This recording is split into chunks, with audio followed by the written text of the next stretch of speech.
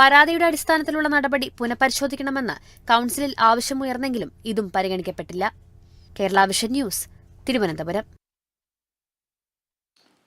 നവകേരള സദസ്സിൽ പങ്കെടുക്കാത്ത 3 ഹരിത കർമ്മസേനാംഗങ്ങൾക്ക് തൊഴിൽ വിലക്ക് എന്ന് പരാതി. കൊല്ലം കുണ്ട്ര മണ്ഡലത്തിലെ തൃക്കോവിൽവട്ടം പഞ്ചായത്തിലാണ് ഇത്തരത്തിലൊരു പരാതി ഉയർന്നത്.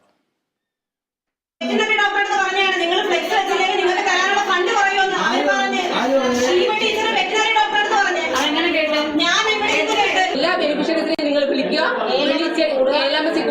വിളിച്ചിട്ട് പൈസ വിളിച്ച് ഫ്ലെക്സ് വെക്കണം. രാഷ്ട്രീയപരമായിട്ടുള്ള പരിപാടിയല്ല. 23 വാർഡിലെ ഹരിതകർമ്മ സേനാംഗങ്ങൾ പങ്കെടുക്കണമെന്നുള്ളതാണ് സർക്കാരിന്റെ ഓർഡറാണ്.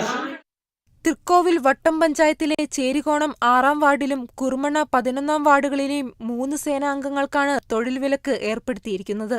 കഴിഞ്ഞ 19-ന് കുണ്ടറ സെറാമിക്സ് ഗ്രൗണ്ടിൽ നടന്ന നവകേരള സദസ്സിലും അതിനു മുന്നോടിയായി നടന്ന വിളംബര ജാഥയിലും പങ്കെടുക്കണമെന്ന് പഞ്ചായത്ത് നിർദ്ദേശം നൽകിയിരുന്നെങ്കിലും പങ്കെടുക്കാത്ത 3 പേർക്കെതിരെയാണ് പഞ്ചായത്ത് പ്രതികാര നടപടികൾ സ്വീകരിച്ചിരിക്കുന്നത്.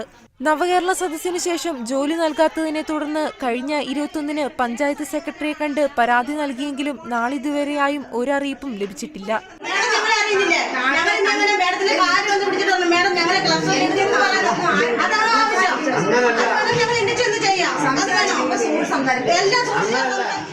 ഇതോടെയാണ് വാർഡ് മെമ്പർ ഉൾപ്പെടെയുള്ളവർ കഴിഞ്ഞ ദിവസം ഓഫീസിലെത്തി ഇവർക്ക് ജോലി നൽകാത്തത് ചോദ്യം ചെയ്തത്.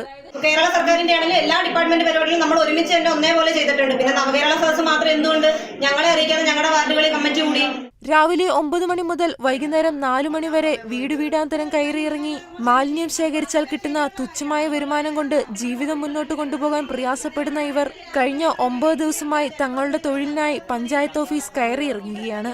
ഞങ്ങൾ ഇല്ലായ്മ ഒരു കുടുംബങ്ങളിൽ ഇത് ഞങ്ങൾ വരുന്നവരാ ജോലിക്ക്. പക്ഷെ ഞങ്ങൾ ഇത്രയും ദിവസം പുറത്ത് നിർത്തുമെന്നുള്ളത് എന്ത് കാരണത്താലാണ് ഞങ്ങൾ പുറത്ത് നിർത്തിയേക്കുന്നതെന്നുള്ളത് പോലും ഞങ്ങൾക്ക് അറിയത്തില്ല. അതിൻ്റെ ഒരു ഭാഗമാണ് ഞങ്ങൾക്ക് പറഞ്ഞിവർ തരേണ്ടുന്നത്. ഞങ്ങൾക്ക് അറിയത്തില്ല അതിനെന്തോ നിയമം എന്നുള്ളത് ഞങ്ങൾക്ക് അറിയത്തില്ല. എന്നാൽ തൊഴിൽ നിഷേധിച്ചതായുള്ള ഒരു പരാതിയും പഞ്ചായത്തിന് ലഭിച്ചിട്ടില്ലെന്നാണ് പ്രസിഡന്റിന്റെ വാദം.